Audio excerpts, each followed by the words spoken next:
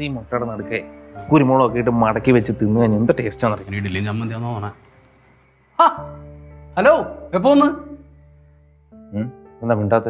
Hello, അതാ ആകാശിന്റെ room. നേരെ അകത്തോട്ട് കയറുക, കഥ അടയ്ക്കുക, കുറ്റിയിടുക. അതാണല്ലോ ശീലം. എന്തോ പറ്റിയിട്ടുണ്ടല്ലോ, ബാ വിളിക്കുന്നില്ല. എന്ത് പറ്റിയെന്ന് വെച്ചോണ്ടിരിക്കാതെ വാ തുറന്ന് കാര്യം പറ. എന്ത് പറ്റി? അവന് വലിയ ജാടയാണ്. ഇവനാ? ഈ കിഴങ്ങനല്ല, ആകാശിന്. ഇന്നലെ ഒരു പ്രോഗ്രാം ഉണ്ടായിരുന്നു. അപ്പൊ ഞാൻ അത്യാവശ്യം ശാസ്ത്രീയ സംഗീതമൊക്കെ പഠിച്ച ആളാ.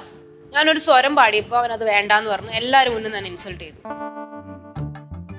അവനല്ലെങ്കിൽ ശാസ്ത്രീയ സംഗീതത്തിനോട് പണ്ടേ പുച്ഛ. എന്റെ പൊന്നിയേട്ടാ, ചേട്ടൻ ഈ ശാസ്ത്രീയ പാട്ടൊക്കെ പഠിച്ചിട്ടുള്ളതല്ലേ? ശാസ്ത്രീയ സംഗീതം എന്ത് കുന്തമാണെങ്കിലും ഇത് അവനിട്ടൊരു പണി കൊടുക്കാൻ പറ്റിയ അവസരമാണ്. എങ്ങനെ?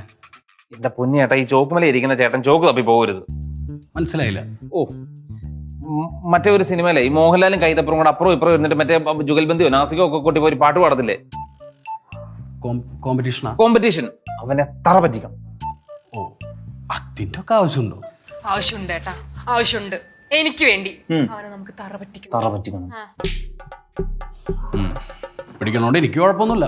അവനെ തോപ്പിക്കാൻ പറ്റുന്നുള്ള കോൺഫിഡൻസ് ഒക്കെ എനിക്കുണ്ട്. അങ്ങനെയാണെങ്കിൽ ഒരു പിടിക്കാലടാ. പിന്നെ അല്ലെങ്കിൽ രവീന്ദ്ര മാജിക്ക് തന്നെ പിടിക്കാം. മണ്ട എടോ കടിഞ്ഞൂൽ പുത്ര, മാജിക്കിന്റെ കാര്യമാണോ പാട്ടിന്റെ കാര്യമല്ല ഇത്ര നേരം പറഞ്ഞുകൊണ്ടിരുന്നത്? വ്യഞ്ജനാശരങ്ങൾ അത് പിടി. അക്ഷരമാലല്ലേ? ഇതെല്ലാം എഞ്ചു പിടിക്കത്തുള്ളതല്ലേ? ഷഫിൾ ചെയ്തിട്ടേക്കുന്നല്ലേ ഉള്ളൂ. കാച്ചരണം. പക്ഷെ ഇതിന്റെ ഇടയിൽ വരണതല്ല. എടാ, നിന്റെ ക്യാരക്ടർ മണ്ടനാണ്, പക്ഷെ ഇത്ര മണ്ടനല്ല. എന്നാ പിന്നെ താനങ്ങ് ഉണ്ടാക്ക. പൊട്ടറാ അത് പിടിക്കാം.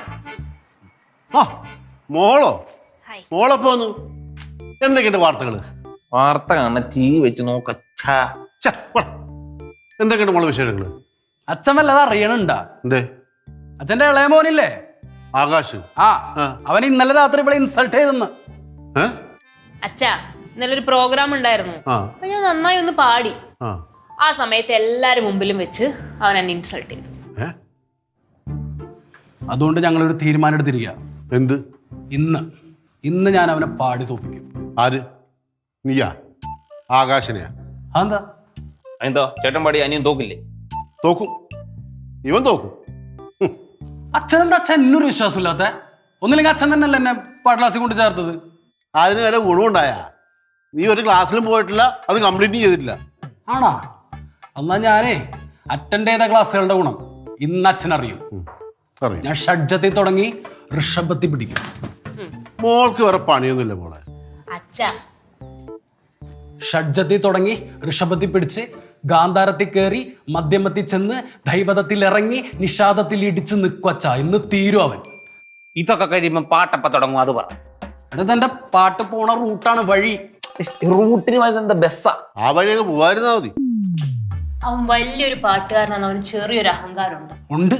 അത് തകർക്കണമെന്നാ ഞാനും പറഞ്ഞുകൊണ്ടിരിക്കുന്നത്. നിങ്ങളൊരു കാര്യം ചെയ്യ്, അവൻ്റെ അടുത്തോട് ചെന്ന് മാക്സിമം അവനെ പേടിപ്പിക്കേ. സംഗീതത്തിന്റെ ശാസ്ത്രീയ വശങ്ങളെ കുറിച്ച് പറഞ്ഞ് അവൻ ടെൻഷൻ അടിച്ച് ചാവണം. ശാസ്ത്രീയ സംഗീതം അത്ര ഭീകരമാണോ?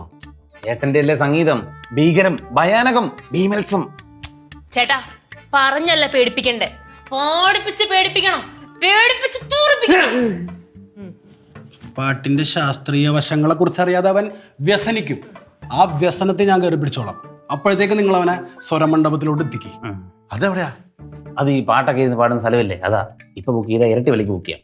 അത് നിങ്ങൾ എന്തെങ്കിലുമൊക്കെ ചെയ്യും. ഞാനപ്പോഴത്തേനും പോയി പാട്ട് പ്രാക്ടീസ് ചെയ്യട്ടെ. ഒരുപാട് കാര്യങ്ങളുള്ളൂ. നിങ്ങൾ അപ്പോഴത്തേക്കും പോയി അവനെ തളർത്ത്, മാക്സിമം തളർത്ത് മാറി.